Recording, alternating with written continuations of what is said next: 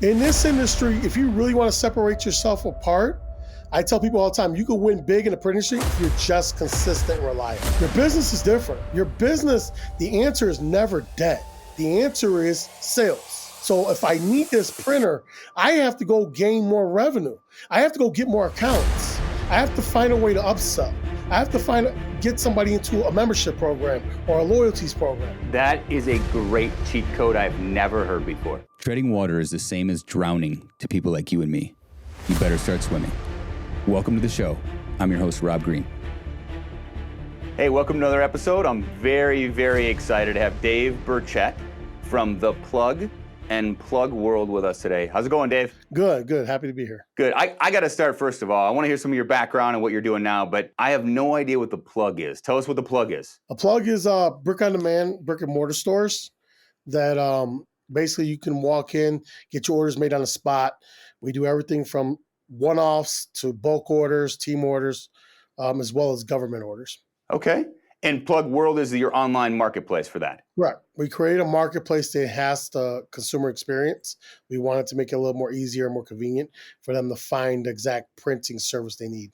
So you guys have taken kind of print on demand. Well, first of all, printing feels like an old school technology. And in a lot of people's head, they're thinking of the 80s and 90s and early 2000s, these huge machines and these big rooms. And it sounds like you're kind of taking and bringing it into the 21st century. Does that sound right? Correct. We're still keeping the screen print machines, the manual 4-6 stations. What we did was we wanted to just enhance the customer experience. We want the customers to be able to see the stuff being made. So what we did was we brought all the machines from the back, put them up front center, from the screen print machines, the banner machines, anything that's the engraving, and then we built bars around it. And then we lined the walls and the windows of the store with all the product, like the shirts, the vinyl, the inks, the screens. So we sell all the products as well for the home crafters. So they can come and buy if they need inks. We also, rent out our dark rooms, rent out our machines, and then we do workshops and classes. Wow. Okay. So you've created a very unique environment, then it sounds like. Yeah, the store is like nothing you've ever seen. Yeah. I'm dying to get into I got a bunch of questions for you, Dave, but let's take a step back. How did you get into this? What did you do before this? So originally throughout college, I worked in the franchise industry. I worked for Brown's Chicken, which was, they also the same owners as Portillo's, Frank and Dave Portillo. And then from there, I went to work with Walgreens. Once I graduated college, I went into teaching and coaching. So I was a special ed teacher for 15 years, also a football and wrestling coach, Hall of Fame wrestling coach in the state of Illinois.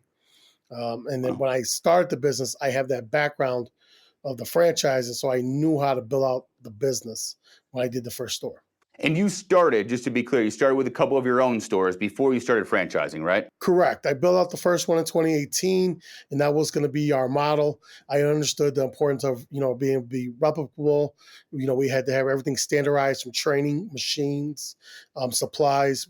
We built out another company called Advance, which stands as our supply chain for all the stores. So we built that out. We wanted to prove that could be replicable. So what we did was in 2021, we did licensing. We just wanted to prove the model out first.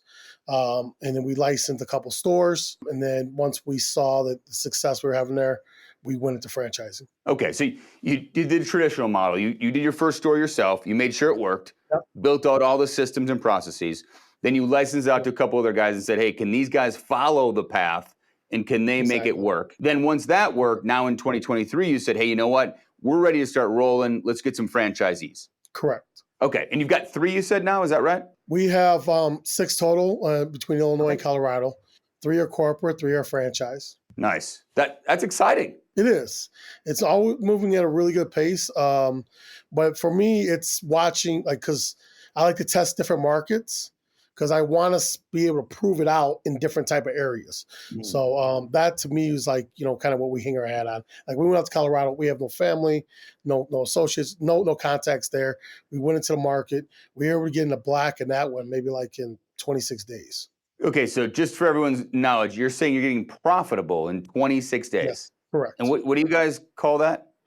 Isn't there a term you use? Well, that's our path to black. We call it our path to black. Kind of what we do, we're brick and mortar, so it's a little different. Like when I went to Colorado, know anybody, don't have any school contacts, government contacts, anything like that. So as we're going through the build out process of the store, what I did is, because we sell the supplies and we could print on demand, we would go around to the existing screen printers and embroiderers, and I would say, here, I'm building a network. We're opening up. We could print on demand, so you don't have to like turn your customers away. You can outsource to us. We'll tag and make it look like it just came from you. You pick it up, you give it to your customer, as well as we sell supplies. So if you're short on screens, you need certain inks last minute, we have it. Machine goes down, we rent our machines. So I was building that network within those first 30 days, gave us orders. So we didn't necessarily have to like focus on it going out and building that natural traffic flow. We were able to grab the orders and the workflow from the existing shops that have been there 30 plus years. Honestly, Dave, that's genius. So you didn't go create the demand. And this, by the way, this is how I think about online all the time. I mean, this is what we talk about with Amazon and online, is that going creating demand is very, very difficult. Yes. If I have to educate somebody about a new product that no one's ever heard of, it's a challenge. But if the demand already exists and I can step in front of the demand and let it wash over me with a better service or a better product, that's a heck of a lot easier. Well, the traffic takes time. There's no shortcut to that. You can throw a lot of marketing dollars at it. At the end of the day, it's going to take time for natural traffic flow. If you can look at your competitors and say, here, I can come across a solution. Let's build a network. If I'm offering them a solution, I give value to them. Now there becomes a working relationship. At the end of the day, in that market, they have the consumers. I need to figure out how can I benefit from that. So that's what we did. We don't look at people as like competition. We look at it as like, how can we work together? And then what solution can we offer? What value can we add to them? Okay, so let's talk about your customer base then, because you've mentioned like school districts, these crafters, you've mentioned some small shops, some government. How does, the store you've had the longest, how does that revenue break down for people? So prior to the pandemic, it was 90% schools, youth sport teams, and things like that. When the pandemic hit, we were only off one day. And the reason being is, it happened right around St. Patrick's Day in Chicago. Really, really huge thing. So we were doing $20,000 days. It was really insane. So I was looking forward to the break when the pandemic hit. But my employees didn't really budget that well. So that Sunday, we had to close on a Saturday. That Sunday, they were really like, we need to figure out how to get back to work. So I brought everybody in. And what we did was we need to figure out who was making money at that time. Okay. So we identified first responders because they were all being worked overtime. So those stores in Illinois that offer uniforms and accessories, they're going to be getting an influx of business. And then we focused on the businesses that were actually making money. So like your grocery stores, your restaurants.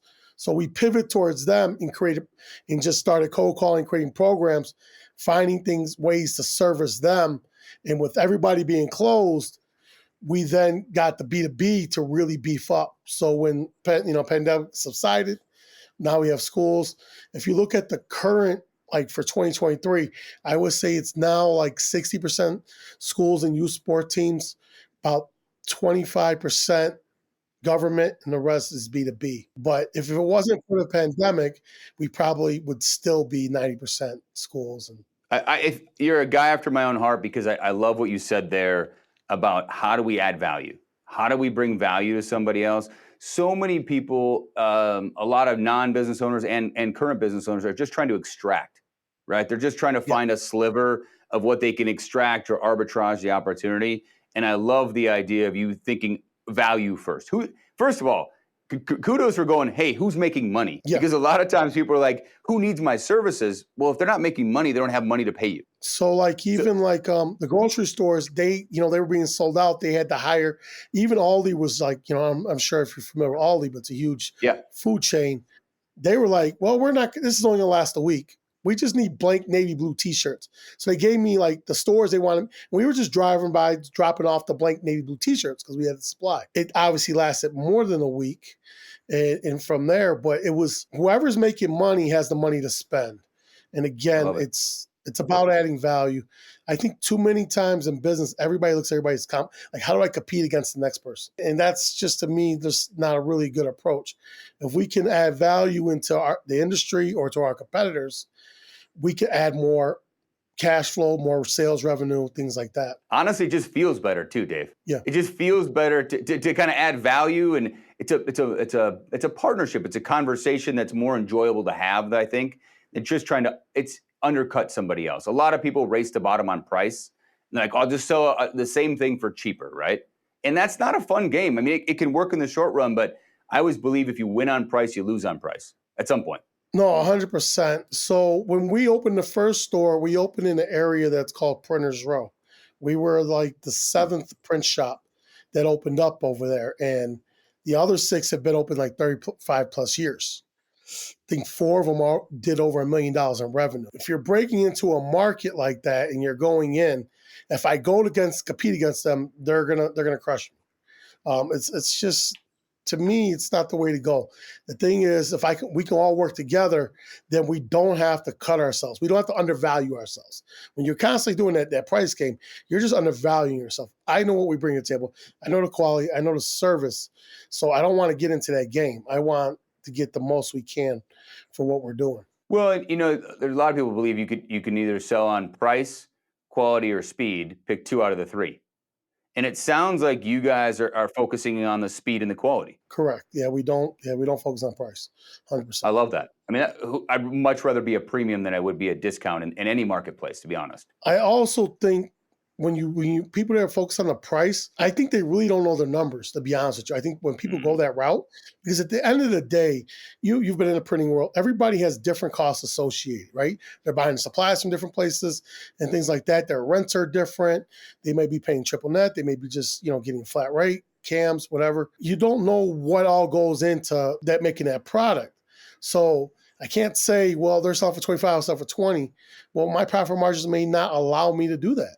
So why do I want to go that route? You know what I'm saying? You set your price basis on your expenses. That's it. If you're trying to base your price on the market, then you're going to end up losing out in the long run. If your price is higher, you have to figure out, where can I add value to what we're doing? How can I enhance my product? But I can't drop my price because these are my expenses. This is what it's cost me. When I very first started out, I was buying my apparel and my inks at a certain rate because I didn't have large purchasing power. We started off doing $10,000 a month, then $30,000. As we got into the $400,000 or $500,000, my purchasing power with these vendors became different, and my expenses go down. But in the beginning, I don't have any, so I can't play that price game. By the way, you might be the most business savvy wrestling coach I've ever met in my life. By the way, Dave. So very impressed with the knowledge you've got around business and your approach to it. So I think. Let me ask you this. So for the audience, what kind of materials are we talking about? You mentioned, T-shirts, for example. What is the breakdown of what you're printing on for people? Are these mugs? Are they T-shirts? Are they duffel bags? What are you printing on for people? So we do a wide variety of printing. So if you're just talking about the gross profit, the profit can be very good in the printing industry if you're just talking about gross, right? So, a shirt could be between $2 to $3, depending where you're buying it from or the brand. If you're looking at textiles like vinyl and stuff like that, you might be at $2 to $3 for that. And then you have your labor, which everybody discounts, right? So how long does it take to make the shirt? And always price it to where you're not doing it. It's an employee, you're paying somebody to do it. Yeah. So generally for us, gross profit margins, we're at 60-65%, which is really healthy. Our stores generally net around 31%.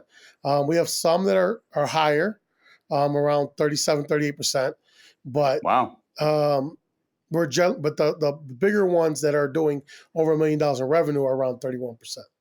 Those are excellent for brick and mortar, especially. Printing industry is very lucrative, Wow. But we also do more than just apparel and mugs or promotional items like that. We purchased a company in 2022, the Printing Works, which does all paper and all form printing. And we did in print media. We purchased that company because that was something we were outsourcing, and we wanted to bring that in-house so we control turnaround times. But also they had access to government contracts. They were a GPO member and stuff like that. So by us doing a shareholder purchase, we didn't have to reapply, and everything was in place. For those of the listeners that are not familiar with GPO, a group purchasing organization, right? Correct. So you can go on. Can you tell anyone about a GPO, what that is? So you can go on. That's where the government puts all their orders. It's like their Amazon, right? So you go on there, you can grab, most of it's paper, but a lot of it, some of it's apparel, some of it's promotional, some of it's uniform. So a lot of fire departments, you'll go on there, you can grab those contracts. Anything from the DMVs, we do all the Scantron sheets, the rules of the road books. You look at we do a lot of stuff for National Guard. So we do their socks, a lot of their workout gear, or their promotional tape, they do for recruiting, all their little table stuff, tablecloths, banners, things like that. Oh, that's awesome. Yeah. I worked in the medical industry in the past, and GPOs were huge in the medical industry. Yes. You needed to be, I'd have a customer, a big chain of nursing homes, for example, and they would be on 4 different GPOs and try to leverage pricing because that's where they got the advantages. It was essentially it's just volume-based pricing, and they're a member of that group, and it can be huge savings. Yes, but what's more important, see, like the difference with printing and everybody else, everywhere else is going to go by price, right? In the printing industry, price is usually not the factor everybody cares about. It's your quality and your turnaround time. In this industry, if you really want to separate yourself apart, I tell people all the time, you can win big in the print industry if you're just consistent and reliable. If I say it's going to be ready by Tuesday, it's got to be ready by Tuesday. It's that simple. I don't care if you got to stay late. You got to come in early. I don't care if you got to call your cousins in, more employees in. It's got to be ready by Tuesday. And that's it. In the printing industry, people care more about turnaround time than they do about price. They'll pay more just to have it in time. So that's very, very important. Then you also have to, if you're caring about turnaround time, you're going to look at 2 different things. You're going to look at the equipment you're using. Is that efficient? Because there's equipment out there that work very well. They're bigger names, but they're not very efficient. So do they create more waste? Do you have to do it more times to get a good product and things like that? And then you have to look at your processes. Is my process streamlined to be the most efficient? Am I doing it right? Do I have one person doing the whole order from A to Z? Or am I breaking it up and saying they're just doing the screens, they're doing the printing, they're doing the tagging and folding and so forth. So if you look at those 2 things, you can really affect your turnaround time in the printing industry. But it sounds like you've got it really isolated on what the value you're bringing to the marketplace, and you guys are leaning in on that. Correct. I mean, that's the only way we're going to really scale and grow. Question everybody always gets in business, especially when you're doing well and you're having some success, is do I bootstrap it? Do I raise money? Or sometimes do I franchise? So you guys have a path to black that's working.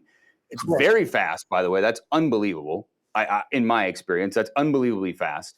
Yes. You've got a path to black that's working. Walk me through the decision-making process. Do I go borrow money or raise money and just have a bunch of corporate stores, or we go the franchising route? How did you think through that process? So I think it really depends on your industry. So if you're in the food industry, to open up a restaurant with your inspections and everything necessary for regulations, you're going to be at between 100 and 200,000. Like, unless you have that, you have to go borrow money. Something like the printing industry, you probably need 20,000 to open up a shop. Me personally, I don't believe in negative debt. I don't believe in it. I don't care if you got to start for one machine and then you grow from there.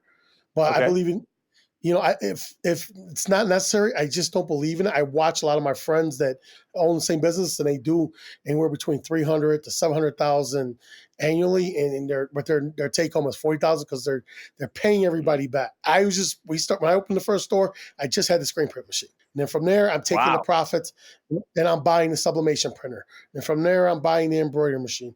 And we just constant that whole year.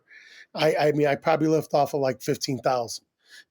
Everything went back into just growing and getting it right.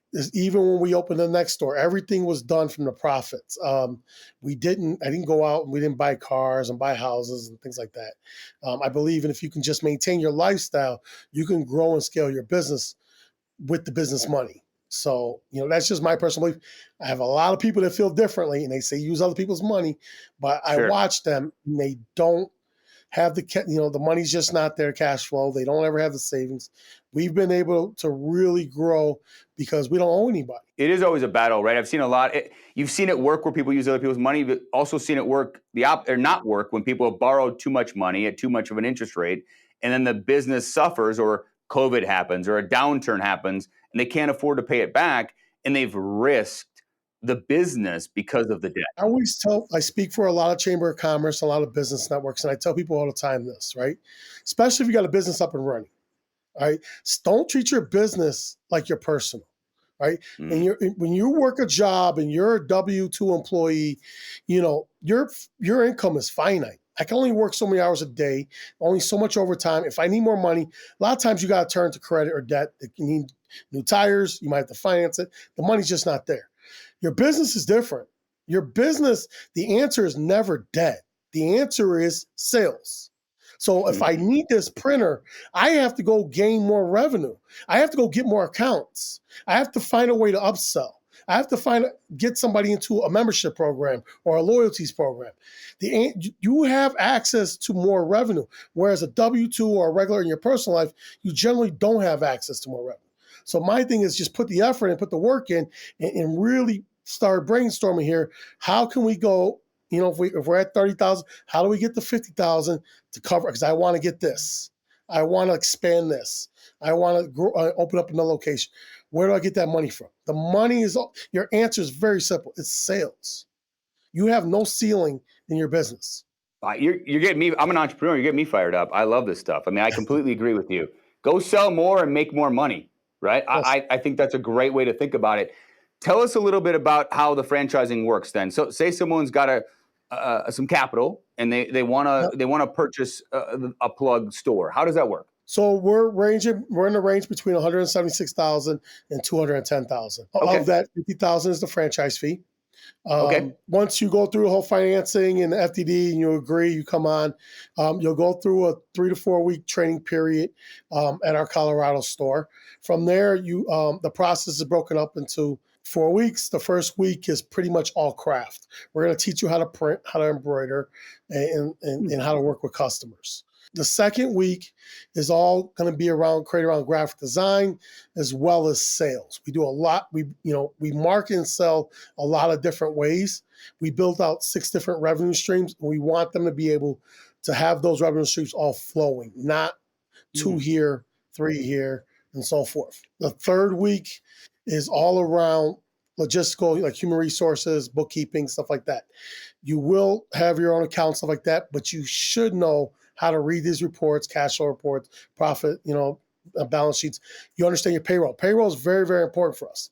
Our industry standard for payroll and printing is usually around 26%. We stay around 13%.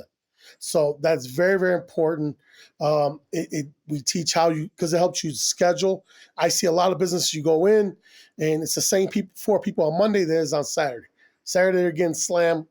Monday they're all looking on their phones. You got to know how to manage your payroll. You got to know how to manage your employees. And then the fourth week, we spend all around. It's just solely focused on sales. How to go out and go get accounts. How do we break in school districts? How do we go about certain business? Because we do the real estate business, insurance, real estate insurance. We're really big in those. How do we actually get our foot in the door? How do we create these accounts? How do we grow those accounts? How do we move them into membership? After that, then we do site location. And then we'll look at, we have a formula we use for site location. Then there's build out, and then we open. How long is that entire process, would you say? The site location can really depend on the area you're in. So, some people will pick more desolate areas, and we got to kind of guide them to an area where they can have, a higher ceiling for revenue, right? At the end of the day, I don't really care about like what rent is or things like that, or those are the least of my concern. It's more or less what's the environment around there? What are the schools looking like? What are the businesses like? Where are your competitors at, right? Because we try to be right in the middle of everybody. If I got 4 competitors, I want to be in the middle of those 4 competitors because those are now my customers. So awesome. I'm going to work with them. That's my network. If there's an area school. So we look for that. That's very important. That I think takes the longest. The build out process is it's very easy to build out a print shop. The darkroom takes the most time. We look for just shells, empty spaces, because we like the wide open format because we want to put our machines and build the bars. So it's usually between 30 and 45 days for the build out. So I would say within a 2-month process, they possibly could be open. What's the typical square footage you guys are looking for? Like, is there a range? 1,500? Yeah, 2,000? so we've had a lot of success between 1,700 and 2,200 square foot. Anywhere in that range, We've done very well. We do have some stores that started off there and expanded over and doubled. You can get everything you want done in there. My thing is look for one. If you want something bigger, just look for one that has somebody next to you. It's brick and mortar. It doesn't favor every industry. It favors us. So we can just look to expand at a later point. But let's start off reasonable. Yeah, knock down a wall instead of having to move locations. Yep. Correct. I love it. This is great. This is fascinating to me because I live in the more of the online world. But tell me a little bit about how you guys have bridged that gap, because you were saying that you have created Plug World now, which is an online marketplace. Tell us a little bit about that. Correct. So for me, I felt like breaking in the print industry, my industry, was to be. I felt like the companies were all company focused and they kind of ignored the customer needs or experience. So I felt like we would have a better chance with traffic if we were more customer focused, consumer focused. So we're always trying to enhance that experience. We want to make, we have projectors in our stores and there's music videos playing, and it's so the kids, or on Sundays we're putting on football and the wives are shopping and the husbands are watching the NFL and things like that. The next step for us was online, and I didn't want to go to traditional online route because everybody kind of did that, and I think the experience is pretty bad. I think if you look at the printing industry, it did $424 billion in 2022 as a totality in America, right? That's publishing, apparel, everything, right? Signs, decals, car wraps. The largest company is Vistaprint. They did $5 billion in 2022. But that's it. That's it. They own less than 1%, 0.9% of the market. They did $8 billion in 2020. They did $6.5 billion in 2021. So why are they losing revenue? Why are they losing market share? They're losing it because the consumer has changed. No longer does you have to build one giant company to be able to offer every product and every service. It's impossible in the printing industry. You got so many different ways to print. And Vistaprint can't offer. If you want a mug, they got 4 mugs. You know how many different type of mugs there is to sublimate? There's like over 100 of them, like thousands of them. So that's not the solution.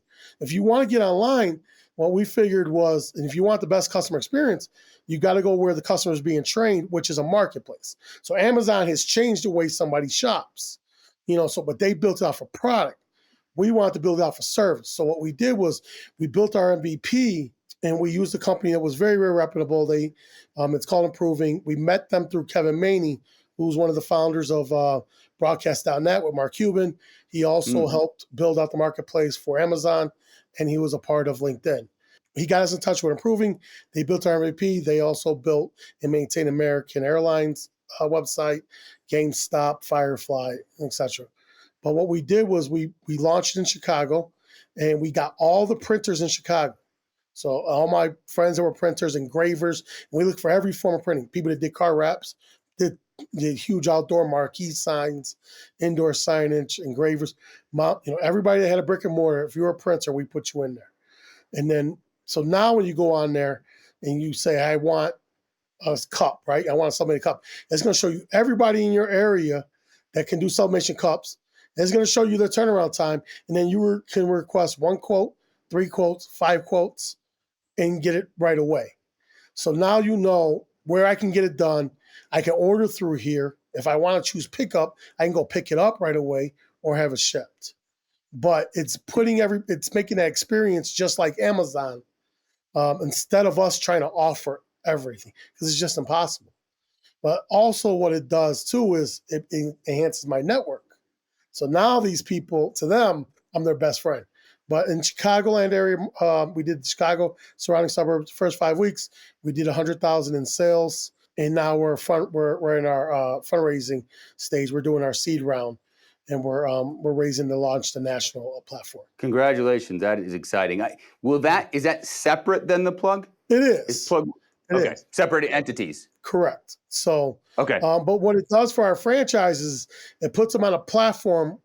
It creates another revenue stream for them. It's another access to consumers that our competitors, if you look at other like Big Frog or Fully Promoted, they're not on there. So they don't have access to those consumers. I think that might end up being the most valuable piece of the business, because you hit it nail on the head. They've already trained them, buddy. I mean, Amazon's trained. I mean, we spend we spend so much time selling our products on Amazon. They've trained everybody. Then if you want to get something printed and say something simple as business cards, right? You Yep. know Vistaprint, but say I need it for tomorrow, right? So that's Yep. important. You can only Google and search so much. I mean, you're going to just call around and you're beholden. You can't price compare. How many places are going to call? Printing is still stuck in the dark ages the way you order. The way we built it is you could put in when you go on Plug World, you just put in what you need, you put in your turnaround time, and from your proximity, from your profile, it's going to show you, it's going to list them in that area. And the reason why it does proximity is because you may want to pick it up because I may need it today. And I don't have time to have it shipped. I mean, that is a real problem you're solving. I mean, for us as a business owner, we need stuff today, tomorrow, next day. You're absolutely right. I got to look up local places. We got a local guy we use. He goes to a book, not exaggeration, and looks up, how many units and his price and what he can do it for. Right? It's so antiquated the way that the industry is still operating. But did you know why that is, though, right? You're in the print industry. 99. So if if Vistaprint owns less than 1% of the market, what does that tell you? That 99% of the market is what? Mom and pop. What do mom and pop shops don't do? I mean, they open up their store, they find a place they're comfortable revenue-wise. I make my living, I'm comfortable. But what don't they believe in? They don't believe in technology. They don't believe in marketing and advertising. And what did Amazon do with the product? They built the marketplace, so now you don't have to market and advertise. Come and just be on our platform. People can find you now. Whereas before, I know mom and pops that aren't even listed on Google. So how do you find them? And they're really good at what they do. So crazy to me. Yep. But so we built the platform. It's very easy on the vendor side for them to join. It's not a hard sell for me to get a vendor to join because they want to access customers. And the consumers, it's a lot easier because now they don't have to Google and call around and email and do all that. They can put in the same quote to 5 different places and see. And those places may say it's $100. I could do it in a week. $200. I can have it done in 2 days. $150. I can have it done today. Like, now you really get to make good, informed decisions as a consumer. Do you charge then a percentage of the revenue, or how do you monetize? We have memberships, so we're monetizing off the paid membership, but it doesn't. You can stay on there being free. The paid memberships just gives you access to further discounts. You know what I'm saying? So if you want to discount on team uniforms, say you're a school, we have a school membership. You can go on now. You get wholesale team uniforms versus paying full price. But right now, the model is not built to monetize. As long as we're cash flow positive, we're breaking even. But that'll come further down the road. Yeah, break even and scale. Are you kidding me? That's great. Exactly. There's no need to make profit now. Just scale that thing up. You've had a really, and we'll wrap this up. I appreciate your time, Dave. You've had a great journey, I think, of being a special education teacher and a coach, and then transitioned into, an entrepreneur and a solo entrepreneur in the beginning, really. I mean, you were by yourself opening your first shop, and now you've got something that's going regional and then now national.